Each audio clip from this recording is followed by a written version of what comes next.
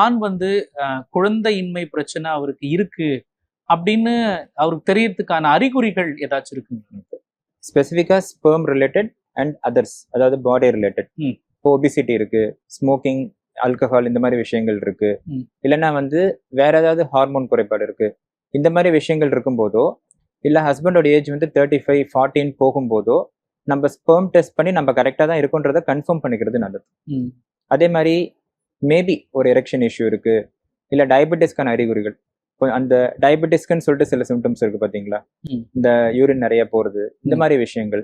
முக்கியமா மேல்ல நம்ம பாக்குறது வந்து ஆண் முன் தோல் இருக்கு பாத்தீங்களா, பீனிஸோட முன் தோல், அதுல வந்து பெலனோபாஸ்டைட்டிஸ்ன்னு சொல்லுவோம்.